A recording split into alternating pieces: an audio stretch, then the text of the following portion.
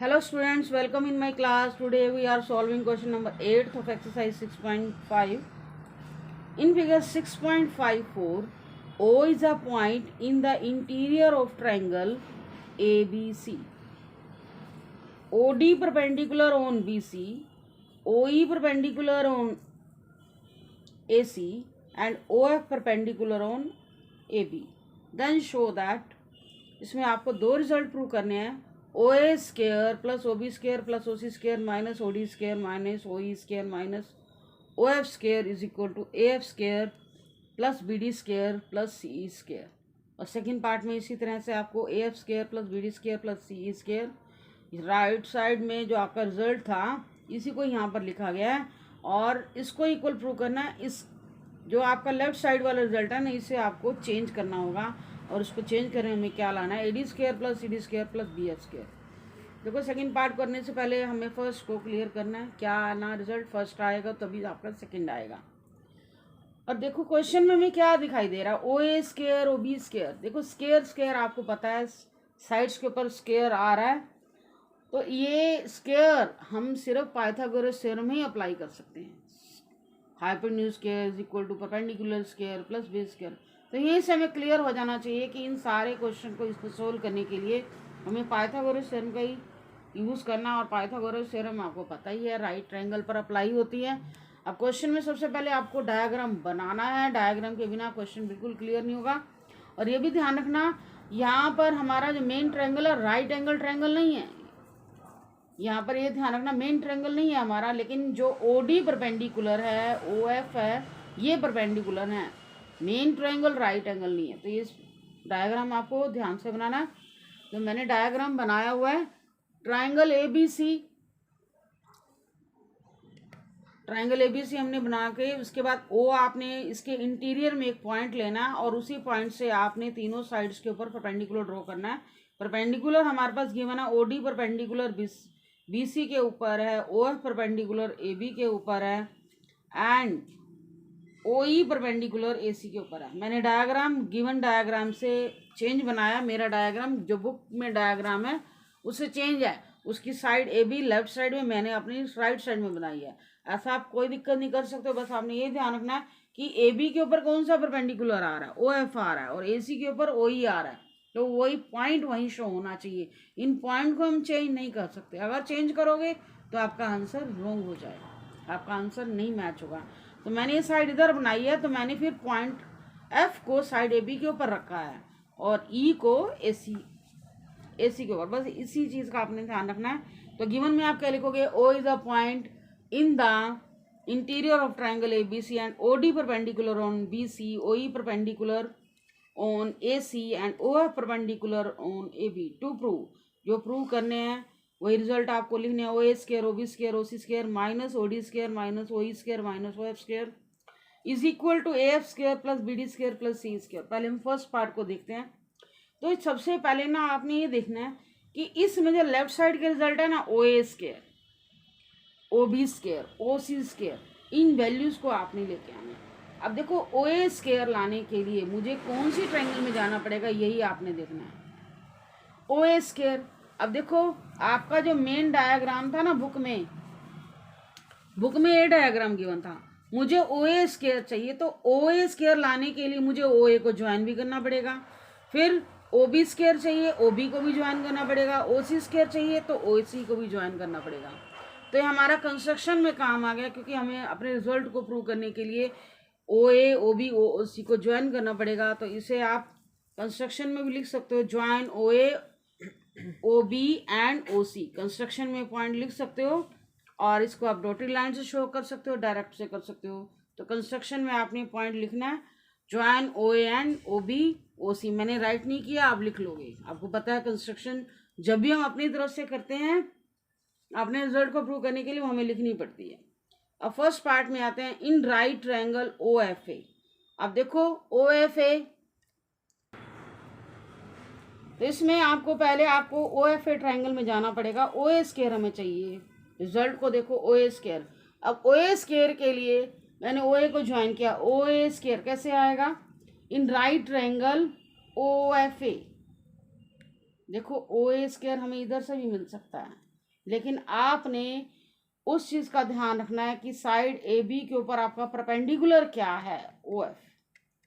तो ओ A square क्या आएगा, A F square plus O F square. आपको पता है ये हाइपोटेन्यूज और हाइपोटेन्यूज का स्क्वायर क्या होगा, perpendicular square plus base square. तो परपेंडिकुलर आपका ये है, इसमें हमें ये बताना नहीं है कौन सा परपेंडिकुलर है, हमें ये पता है हाइपोटेन्यूज स्क्वायर क्या होता है, other sum of the square of other two sides. Other two sides का आपने स्क्वायर कर दिया। ऐसे ही आपने O B square, similarly O B square. अब आपको मैं बारी बारी ये लिख के नहीं दिखा रही कौन कौन सी ट्रायंगल में एंट्री करनी है।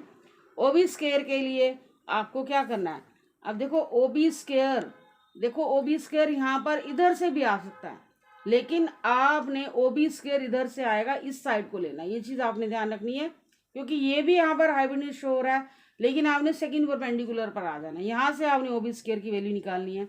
ओ बी स्क्वायर क्या आएगा, O D square plus B D square, O D square plus B D square. Similarly O C square, O C square के लिए देखो अब इस परपेंडिकुलर को यूज़ नहीं करना, इस परपेंडिकुलर को यूज़ करना। O C square is equal to O E square plus C square. Question हमारा ऐसे भी हो रहा था, लेकिन आपका रिजल्ट जो है ऐसे नहीं मिलेगा, ये चीज़ आपने ध्यान रखनी है। ओ ए स्क्वायर के लिए फर्स्ट परपेंडिकुलर यूज़ करना है, ओ बी स्क्वायर के लिए इधर से भी निकल रहा था, लेकिन आपने ये वाला सेकंड वाला परपेंडिकुलर यूज़ करना है। ओ ई स्क्वायर के लिए, ओ सी स्क्वायर के लिए थर्ड वाला परपेंडिकुलर यूज़ करना है। मतलब इधर आके आप वैल्यू निकालोगे, ओ सी स्क्वायर की वैल्यू क्या आएगी, ओ E square plus C E square. तो तीनों result O A O B, O A square, O B square, O C square मैंने निकाल लिया। अब रिजल्ट की तरफ देखो, तीनों को क्या किया गया है, ऐड किया गया है। तो मैंने क्या किया, तीनों रिजल्ट को निकाल के adding first and second third, तीनों को हमने ऐड कर देना है। O A square plus O B square plus O C square, तीनों ऐड हो चुके हैं। राइट साइड में क्या आएगा, A F square O F square plus O D square B D square plus O E square plus C square. ऐसे लिखने के बाद अब आपने अपने रिजल्ट की तरफ चलना है। मुझे रिजल्ट में क्या चाहिए, देखो रिजल्ट में देखो O A O B O C, left side में जो वैल्यूज हैं वो एज इट इज हैं। ओ डी स्क्वायर, ये ओ डी स्क्वायर है ना, इसको लेफ्ट साइड में ले आओ। ओ ई स्क्वायर, उसको भी लेफ्ट साइड में ले आओ। O F square left side में ले जाओ। लेफ्ट आपके पास क्या क्या रिमेनिंग जो बचेगा, ए एफ स्क्वायर बच जाएगा, बी डी स्क्वायर बच जाएगा, सी स्क्वायर। आपका क्वेश्चन हो गया। फर्स्ट पार्ट आपका ऐसे सोल्व हो जाएगा। पहले आपने डायरेक्टली ऐड करना है, उसके बाद जो आपको लेफ्ट साइड में वैल्यूज चाहिए उनको लेफ्ट साइड की तरफ लाओ, राइट से लेफ्ट लाओ। तो बहुत इजी है ये। O A square, O A square plus O B square plus O C square minus O D square minus O E square minus O F square. मैंने आपको पहले ही बता दिया था, जो जो हमें वैल्यूज चाहिए लेफ्ट साइड की तरफ उनको राइट से लेफ्ट लाओगे तो उनके साइन चेंज हो जाएंगे, और राइट साइड में हमारे पास क्या आ जाएगा, A F square plus B D square plus C square. अब आपने ये देखना है सेकंड पार्ट जो हमने प्रूव करना है, उसको अपने फर्स्ट वाला जो आपने रिजल्ट लिया है उसी को यूटिलाइज करना है। जो हमें ए एफ स्क्वायर है, मैंने ये इस रिजल्ट को चेंज करना है। उसमें सेकंड पार्ट में आपको इसको लेफ्ट साइड में लिख के दिखाया गया, मैंने इसको लेफ्ट साइड में ही लिख दिया है। A F square plus B D square plus C square is equal to A square, ये आपको प्रूव करना है। तो हमने क्या किया, जो फर्स्ट पार्ट वाला रिजल्ट है उसमें जो राइट साइड की वैल्यू थी वो आपको लेफ्ट साइड में लिखनी है। A F square B D square plus C square is equal to same value मैंने वही लिखी है, O A square O B square O C square minus अभी आपने सेम वही लिखा फर्स्ट। अब आपको क्या चाहिए, ए एफ स्क्वायर। तो हमें यही ध्यान रखना है, ए एफ स्क्वायर मुझे कैसे मिलेगा, ए एफ स्क्वायर, ए एफ स्क्वायर की वैल्यू कैसे आएगी। देखो ए एफ स्क्वायर की वैल्यू इधर से भी आ सकती है, इधर से भी आ सकती है। अब आपके पास जो वैल्यूज है उन्हीं के बेस पे तो निकालोगे। ए एफ स्क्वायर की वैल्यू क्या आएगी, ए एफ स्क्वायर की वैल्यू, उसके लिए आपको क्या करना पड़ेगा, ओ A square, A F square मुझे लाने के, ए स्क्वायर लाना, सॉरी ए ई स्क्वायर लाना है। ए ई स्क्वायर की वैल्यू कैसे आएगी, ओ A square minus O E square. तो आपके पास यहाँ क्या है, ओ ए स्क्वायर भी है ओ ई स्क्वायर भी है, इन दोनों को हम इकट्ठा कर लेते हैं। नेक्स्ट है बी डी स्क्वायर, डायग्राम को देख के करोगे काम। बी डी स्क्वायर लाने के लिए मुझे क्या चाहिए, बी डी स्क्वायर के लिए आप क्या क्या माइनस करोगे, ओ सी माइनस, नेक्स्ट मुझे क्या चाहिए, B D square, next value आपको क्या चाहिए, सी डी स्क्वायर। तो सी डी के लिए मैंने क्या किया, ओ सी माइनस ओ डी किया, C D square O C square minus O D square, जो मेरे पास वैल्यूज थी डायग्राम में देखो ओ सी ओ डी है, तो ओ सी स्क्वायर में से, क्योंकि ओ सी आपका हाइपोटेन्यूज है, ओ सी स्क्वायर में से ओ डी स्क्वायर माइनस किया, O C square minus O D square, और लास्ट है आपके पास बी एफ स्क्वायर। अब बी एफ कहाँ है आपका, बी एफ स्क्वायर लाने के लिए क्या करोगे, ओ बी स्क्वायर में से ओ एफ स्क्वायर माइनस करो, O B square minus O F square, तो इसकी जगह हम क्या लिखेंगे, A square, O C square minus O D square क्या आ गया, C D square, O B square minus O F square क्या आ गया, बी एफ स्क्वायर। तो हमारा सेकेंड पार्ट भी प्रूव हो चुका है। नेक्स्ट क्वेश्चन पे आते हैं। नाइन्थ क्वेश्चन में ninth question, a ladder 10 meter long reaches a window 8 meter above the ground. Find the distance of the foot of the ladder from the base of the wall. तो यहाँ पर आपको diagram बनाना है। ये diagram हमारे 9th chapter जो आपने trigonometry का किया जैसे वैसे उसमें डायग्राम बनाते थे, जस्ट लाइक वैसे ही है। अ लेडर 10 मीटर लॉन्ग, एक लेडर, आपको पता है लेडर जो खड़ी होती है हमेशा हाइपोटेन्यूज की फॉर्म में खड़ी होती है। यहाँ पर आपका राइट ट्रायंगल ही बनेगा। तो एक लेडर है जिसकी आपको लेंथ दी गई है, दैट मीन्स हमारे पास हाइपोटेन्यूज की वैल्यू गिवन है। वो एक विंडो तक पहुँचती है जो 8 मीटर अबव है ग्राउंड से, मतलब विंडो की हाइट आपको गिवन है। Find the distance of the foot of the ladder from the base of the wall. आपको यहाँ डायग्राम बनाना पड़ेगा। पहले हमारे पास ये बताया गया जस्ट लाइक जो विंडो है वो ग्राउंड से कितने मीटर की हाइट पर है, अबव 8 मीटर की अबव हाइट पर है। तो इसका मतलब है ये टोटल हाइट आपने क्या लेनी है, 8 मीटर, और ये लेडर की लेंथ है 10 मीटर। हमें बताना क्या है यहाँ पर, find the distance of the foot of the ladder, ladder का जो फुट है उसका डिस्टेंस हमने वॉल के बेस से बताना, दैट मीन्स आपको बेस निकालना। और हमें ये पता है यहाँ तो राइट ट्रायंगल ही बनेगी, और in right triangle A B C hypotenuse square is equal to perpendicular square base square. Hypotenuse मेरे पास क्या, ए सी और A B square plus B C square. Ladder की लेंथ और हाइपोटेन्यूज का काम करेगी ए सी, मीन्स क्या आएगा 10 मीटर स्क्वायर, और ए बी स्क्वायर की जगह मैंने 8 मीटर स्क्वायर लिख दिया, B C square 100 metre square हो जाएगा, 60 मीटर स्क्वायर आ जाएगा, बी सी स्क्वायर 100 में से 64 माइनस करोगे, बी सी स्क्वायर आ गया 36 मीटर स्क्वायर, बी सी आ गया मेरे पास। अब मुझे क्या करना है, बी सी की वैल्यू निकालने के लिए स्क्वायर रूट लेना पड़ेगा, और 6 मीटर आ जाएगा यहाँ पर। तो बी सी की वैल्यू क्या आ गई, 6 मीटर। तो ये हमारा क्या आ गया, find the distance of the ladder from the base of the wall is equal to 6 metre. Next question पर आते हैं, वो भी बहुत इजी है। 10th क्वेश्चन है, a guy wire attach to a vertical pole of height 18 metre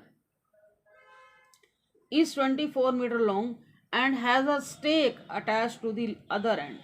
stake का मतलब बिल्कुल उसको जैसे बिल्कुल सीधा करके रखा गया है, एक स्टेक दिया गया बिल्कुल जैसे टाइट करके रखा गया दूसरे एंड से। How far from the base of the pole should be the stake be driven so that the wire will be taught.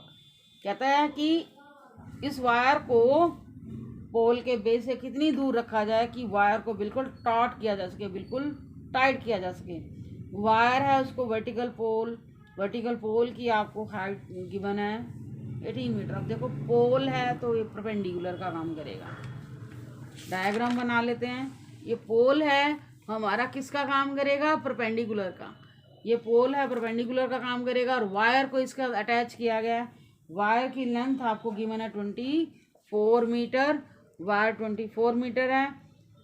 और इसको हैज़ अ स्टेक का मतलब, यहाँ स्टेक का मतलब बिल्कुल जैसे कोई चीज़ इसके साथ बांध दी गई जिससे बिल्कुल इसको स्ट्रेट रखा जा सके।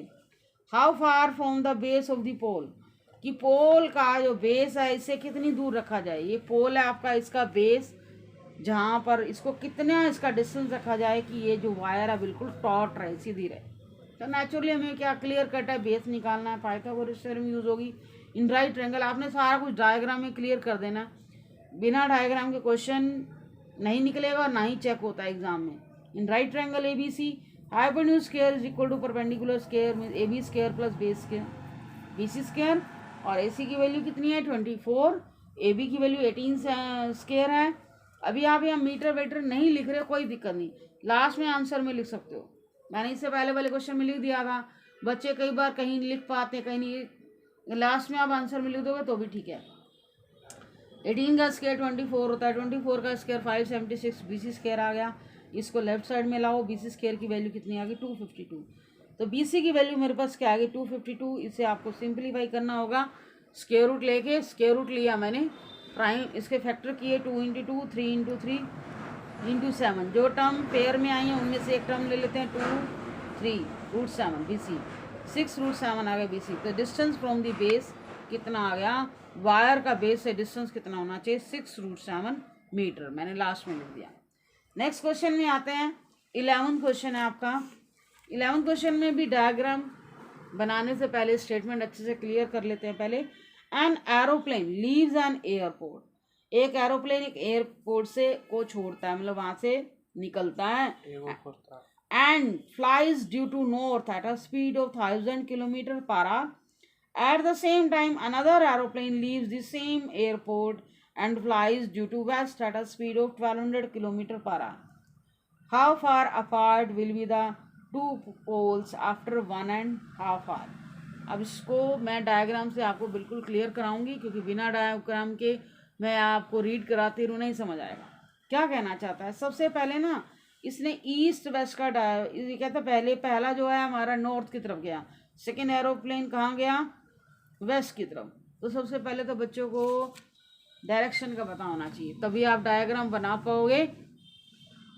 डायरेक्शन आपकी क्या शो होनी चाहिए, आपने क्या करनी है, डायरेक्शन बनानी है। आपने ऐसे कॉपी पर 2 लाइन शो करनी है जो इंटरसेक्ट करें। इधर क्या होना चाहिए, ईस्ट, ईस्ट के अपोजिट आपको पता है वेस्ट होता है। और आपने ना ऐसे करना है, जो कॉपी के राइट साइड आपका नीचे वाला ही होगा, साउथ नीचे वाले की तरफ आपने साउथ लिखना है और ऊपर की तरफ नॉर्थ लिखना है। साउथ के अपोजिट नॉर्थ होता है। डायरेक्शन बिल्कुल सही लिखनी है। अब हम बनाते हैं, ये आपका एयरपोर्ट है जो इसका सेंटर है। अब आपने इसको इसके अकॉर्डिंग क्वेश्चन करना है। एयरपोर्ट यहाँ से चलना शुरू हुआ, पहला एयरपोर्ट नॉर्थ की तरफ गया, तो इसका डायग्राम मैंने दोबारा बना के दिखाया, तो आप चाहो तो यहाँ पे भी दिखा सकते हो। यहाँ से चलना शुरू हुआ, नॉर्थ की तरफ गया, कितना गया 1000 किलोमीटर पर आवर लिखा हुआ है। देखो ये पर आवर क्या शो कर रहा है कि पहले वाले प्लेन की स्पीड कितनी है 1000 किलोमीटर पर आवर। मुझे क्या चाहिए, ओनली डिस्टेंस चाहिए, तो मैंने क्या लिख दिया 1000 किलोमीटर। क्लियर, यहाँ पर आवर नहीं लिखोगे क्योंकि तो स्पीड शो कर रहा है पर आवर, मैंने यहाँ डिस्टेंस शो कर दिया। ओनली लिख सकते हो, कोई दिक्कत नहीं, लेकिन यहाँ किसी लाइन की जब ऐसे लेंथ शो करते हो ना, तो वहाँ पर हम डिस्टेंस ही शो कर सकते हैं। ऐसे सेकंड प्लेन क्या आ गया वेस्ट की तरफ, तो वेस्ट आपका इस तरफ है ना, तो यहाँ तक यहाँ से चलना हो शुरू हुआ, तो उसकी स्पीड कितनी है 1200 kilometre per our. Very important question है ये आपके लिए, एग्जामिनेशन पॉइंट ऑफ व्यू से क्वेश्चन इंपॉर्टेंट है। 1200 किलोमीटर पर आवर है, यहाँ पर भी मैंने पर आवर नहीं लिखा क्योंकि एक लाइन सेगमेंट जो होती है वो लेंथ को शो करती है।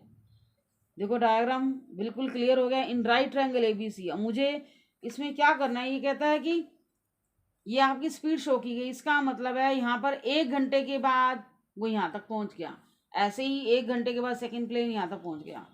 तो इसने पूछा है कि how far apart will be the two plane after 1.5 hour. वो पूछ रहा है कि कितना डिस्टेंस पर है, हाउ पार्ट अपार्ट, कितनी डिस्टेंस पर है दोनों प्लेन आफ्टर 1.5 आवर। 1.5 आवर के बाद वो कितने डिस्टेंस पर होंगे। देखो पहला प्लेन पॉइंट ए पर पहुंच चुका है, सेकंड प्लेन पॉइंट सी पर, तो मुझे पहले मैं AC डिस्टेंस फाइंड आउट कर लूँ तो मुझे ये पता चल जाएगा कि वो, क्योंकि ये पर आवर की स्पीड है ना, तो 1 आवर का आपको डिस्टेंस पता चलेगा। जब हमें 1 आवर का डिस्टेंस पता चल जाएगा तो उसको 3/2 से मल्टीप्लाई करोगे तो 1.5 का आपको डिस्टेंस पता चल जाएगा। तो सबसे पहले हम 1 आवर का डिस्टेंस निकालेंगे, वो भी पाइथागोरस से हमसे। इन right triangle hypotenuse square perpendicular square plus base square, AC की वैल्यू कितनी है, AC स्क्वायर आपको निकालना है। परपेंडिकुलर 1000 है और ये 1200 है, इसका आपने स्क्वायर किया, आपको पता है 3 जीरोज हैं तो कितनी हो जाएंगी, 6 जीरो आएंगी स्क्वायर में, 1 2 3 4 5 6, इसमें कितनी है 12 का स्क्वायर 144 होता है, 2 की क्या हो जाएगी 40 हो जाएंगी, जितनी जीरो है उसकी डबल हो जाती है। तो हम यहाँ पर दोनों को ऐड करेंगे, कितना आएगा, दोनों को ऐड करोगे 1, कितने डिजिट हैं इसके पास 2 4 6 हैं, तो इसके पास भी कितने डिजिट हैं 2 4 6, इसको ऐसे ऐड करोगे 1 2 3 4 5 6 जीरोज हैं, 144, और इसके पास कितनी जीरो हैं 1 2 3 4, ऐसे ये सोल्व करके क्या आएगा 244, पीछे 4 जीरोज आ जाएंगी, यहाँ पर 2 जीरोज लगानी है आपको। तो अब मुझे क्या करना पड़ेगा, एसी स्क्वायर की वैल्यू, और मुझे एसी की वैल्यू निकालने के लिए स्क्वायर रूट लेना होगा। ये स्क्वायर रूट लिया मैंने, इसके फैक्टराइजेशन किए हैं, 2 इंटू 2 इंटू 61 और 1000 को मैंने अलग से लिख दिया। अब जो टर्म पेयर में है उसको बाहर कर दो, इसमें भी आप 4 जीरो में से 2 जीरो ले लोगे, 61 स्क्वायर रूट के अंदर आ जाएगा, क्या आ जाएगा ये 261।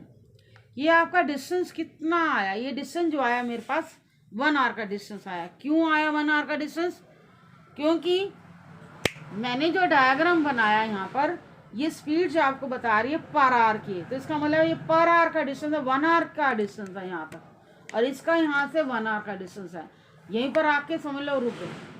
तो अब आपको मैंने ये डिस्टेंस जो है इनका दोनों प्लेन के बिटवीन का 1 आवर का डिस्टेंस है, लेकिन हमें फाइंड आउट क्या करना है कि वो 1.5 आवर के बाद कितनी डिस्टेंस पर है।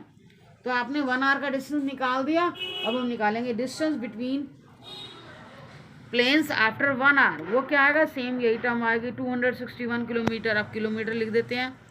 Distance between planes after 3/2 half hour, तो इसको 3/2 से मल्टीप्लाई कर दो। देखो जैसे आप 3/2 से मल्टीप्लाई करोगे ये टर्म इससे कैंसिल हो जाएगी, 100 आ जाएगी, और 100 को 3 से मल्टीप्लाई किया 300 √61 किलोमीटर। तो हमने डिस्टेंस शो करना था। नेक्स्ट क्वेश्चन पे आते हैं, बहुत इजी क्वेश्चन है बिल्कुल। 2 poles of height 6 meter and 11 meter stand on a plain ground. If the distance between the feet of their poles is 12 meters, find the distance between their tops. 2 poles हैं जिनकी height कितनी है 6 metre and 11 metre. देखो मैंने दोनों poles बनाए, first pole की height 6 metre, second पोल की हाइट कितनी है 11 मीटर, और उनके फीट का डिस्टेंस कितना है 12 मीटर। आपको फाइंड आउट क्या करना है कि find the distance between there top. पहले मैंने डायग्राम में ऐसे एक छोटा पोल लिया, एक बड़ा पोल लिया, और आपने इनका फीट का डिस्टेंस 12 रखना है। तो ये ध्यान रखना ये गैप ज़्यादा रखना है, और इनके टॉप का डिस्टेंस बताना है, ये चीज़ आपको बतानी है टॉप का डिस्टेंस।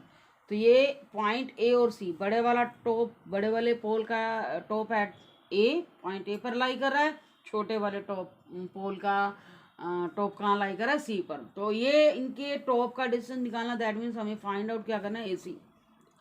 तो देखो यहाँ पर आपको ये यहाँ पर बेस बनाना होगा, क्योंकि इसकी वैल्यू 6 मीटर है, तो यहाँ तक भी हमारा पोल 6 मीटर है, और टोटल हाइट इसकी 11 मीटर है। तो इतने ऊपर वाले पोर्शन ए बी की वैल्यू कितनी हो जाएगी 5 मीटर। तो हमें क्या करना होगा, आपको पता है पोल तो वर्टिकल खड़ा होगा, तो यहाँ पर 90 का एंगल बनेगा। पाइथागोरस थ्योरम की हेल्प से हम इस क्वेश्चन को सोल्व कर सकते हैं। इन राइट ट्रायंगल एबीसी लिखोगे, सारी वैल्यूज आपको ये डायग्राम में लिख देनी है बस। In right triangle ABC hypotenuse square is equal to perpendicular square base square. Hypotenuse मेरा क्या है एसी स्क्वायर, परपेंडिकुलर कितना है 5 स्क्वायर, बेस स्क्वायर कितना 12, 5 का स्क्वायर 25, 12 का स्क्वायर 144, दोनों को ऐड किया 169। अब आपको एसी की वैल्यू निकालने के लिए 169 का रूट लेना होगा, इसके फैक्टर किए 13 इंटू 13, सिंप्लीफाई करके कितना आया 13। तो distance between their tops is equal to 13 metre. तो क्वेश्चन भी हमारा हो चुका है। Thank you for watching video.